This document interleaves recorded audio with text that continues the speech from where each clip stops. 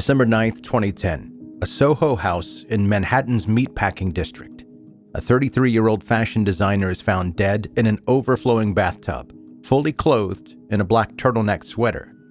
The scene looks like an accidental drowning, but there's a 7-minute window that tells a completely different story. This is the murder of Sylvie Cachay.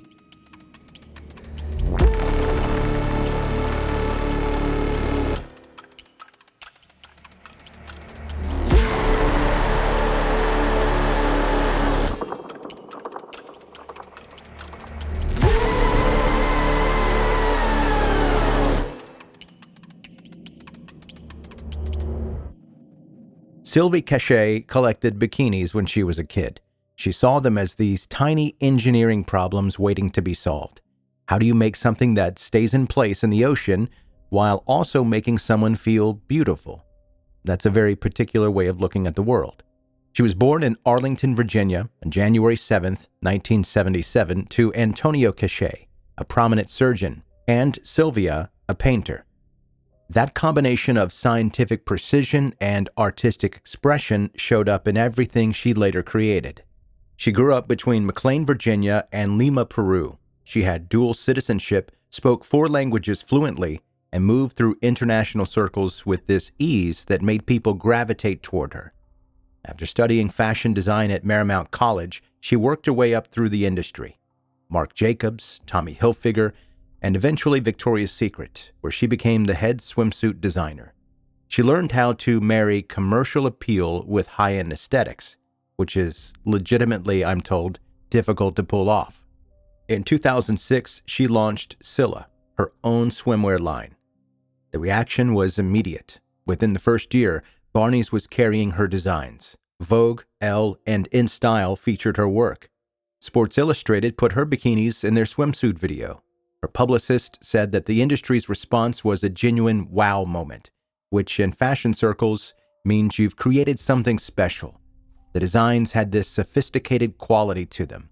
Cream and black leaf patterns, intricate construction that turned swimwear into something closer to evening wear.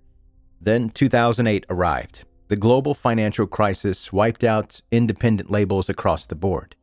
Scylla closed that year. For most designers, that would have been the end. Sylvie treated it like it was a temporary setback. By 2010, she was consulting for Ann Cole, networking at Soho House in Manhattan, and actively planning her comeback. Her friends described her as someone who couldn't walk past something wounded without trying to fix it. She rescued sick pigeons and nursed them in her apartment. She had 2 toy poodles, Pepper and Lolly. That generous instinct made her a wonderful friend. It also made her susceptible to someone who knew how to exploit kindness. Nicholas Brooks was 24 in 2010, college dropout from the University of Colorado. No career, no real ambition, no discernible skills beyond spending his trust fund. He'd worked briefly at a cupcake shop before quitting. Sylvie would later call him a stoner in her emails, referring to their relationship as dating the kid. Those aren't affectionate nicknames. Those are signals that respect has left the building. Nicholas lived entirely off money from his father, Joseph Brooks, who'd won an Academy Award in 1977 for writing You Light Up My Life. By 2010, Joseph was awaiting trial for raping and sexually assaulting 11 women. He'd lured aspiring actresses to his apartment for fake auditions that became sexual assaults. Nicholas actually sued his father over the trust fund administration. His sister Amanda later said that their father had abused her. This family was rotting from the roots up. Friends testified that Sylvie supported Nicholas financially and emotionally during their 6 months together. She paid for their lifestyle. He showed up and consumed resources. That was the dynamic.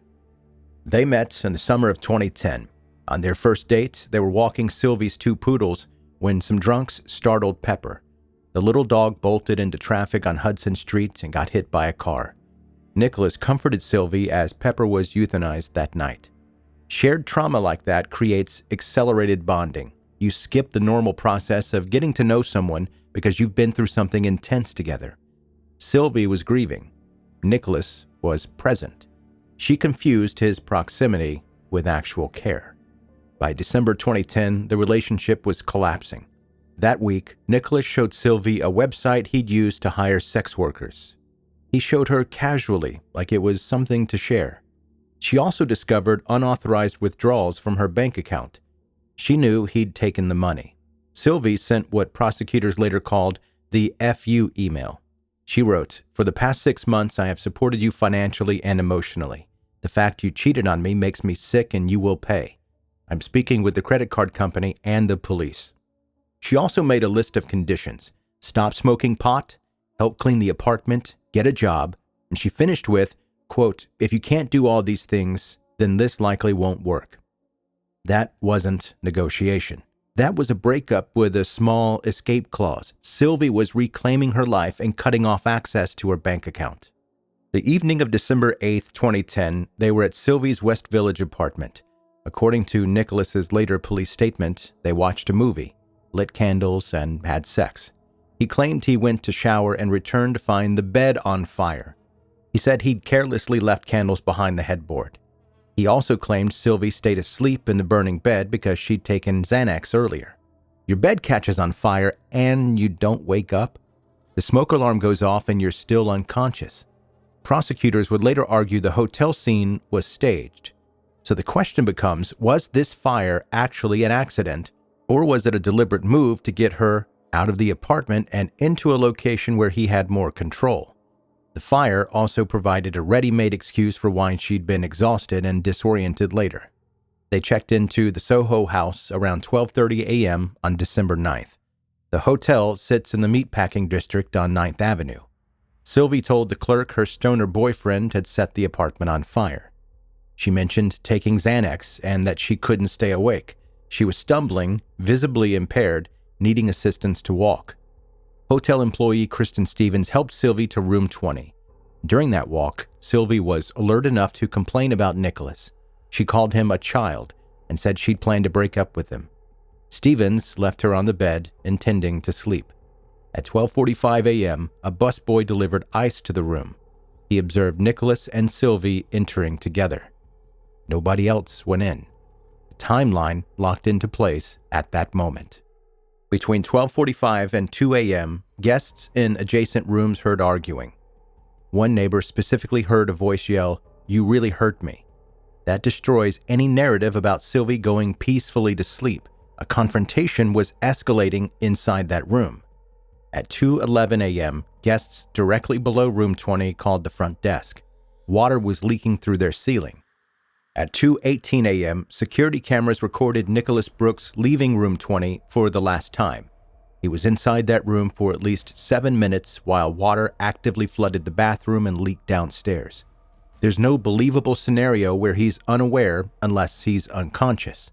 He walked out 7 minutes later under his own power. He knew what was happening. He left anyway. At 2:51 a.m., after a second leak complaint, the hotel staff entered the room. The bathtub faucet was running full blast. Sylvie Cachay was submerged under the water, face up. She was wearing a black turtleneck sweater, pink underwear, and her Rolex watch. Nobody bathes in clothes, no less a turtleneck sweater. That single detail breaks the entire staged scene apart. She was attacked while fully dressed, strangled, and then placed in the tub. The running water was meant to suggest accidental drowning, but he failed to undress her. Probably from panic or because moving a body is harder than anticipated. An empty prescription pill bottle sat on the dresser, likely positioned to support a suicide or overdose narrative. The autopsy revealed brutal violence. Cause of death, strangulation and forcible drowning. Bruises covered the front and back of her neck. The injuries matched manual strangulation. Burst blood vessels appeared in her eyes, a condition called petechial hemorrhaging that happens during asphyxiation. Her lungs weighed twice their normal weight. She'd inhaled a massive amount of water. She was alive when she went under, gasping for air while her lungs filled with water.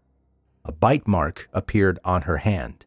Cut was found inside her lip, suggesting a hand had been clamped over her mouth.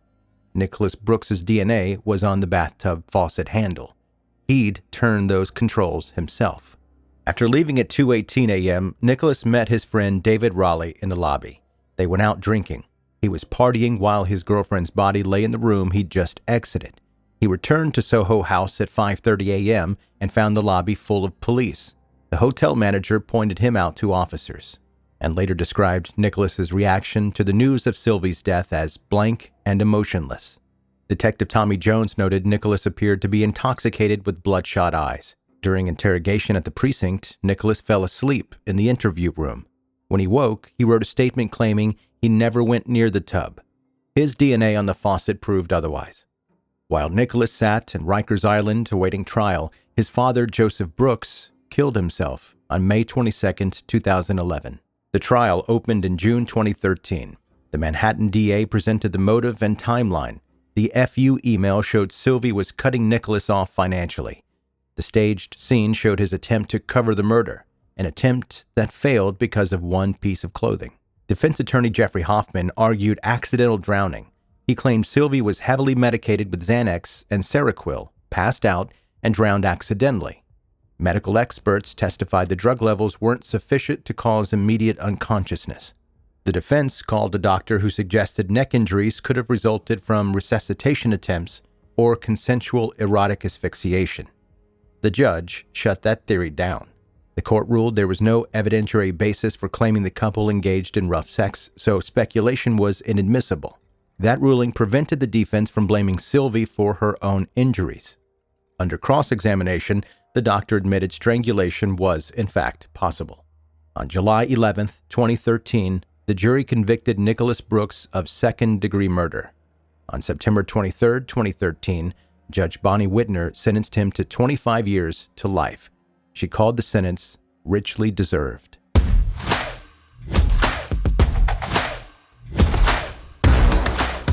Thanks for listening to 10-Minute Murder, bingeable true crime stories. My name is Joe, I'm the host, and here's an email, subject future plans. Hey Joe, any chance you'd do a follow-up episode on an old case if new info came out?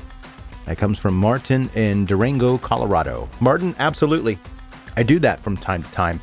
I'll revive older episodes that I've done on the podcast, include more new information that I've learned over the time. So if you see me repeat an episode, that's probably why I did it, because I learned new information about the case. Maybe not new information in general, just new to me information that I didn't relay in the original episode.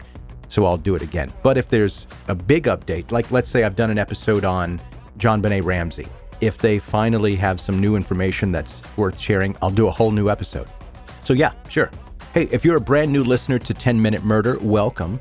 Get comfortable, go back and listen to the hundreds and hundreds of previous episodes we've covered here on the podcast. And more importantly, make sure you hit subscribe. You can also go to 10minutemurder.com, sign up for the newsletter, check out the blog, and all kinds of other things, including contact me like Martin from Colorado did. If you're an OG listener, keep doing what you're doing, sharing this podcast with your friends and your family. And let me tell you, thank you for being a friend. Traveled down the road and back again. Your heart is true. You are a pal and a confidant. And now you're going to be singing that for the rest of the day. You're welcome.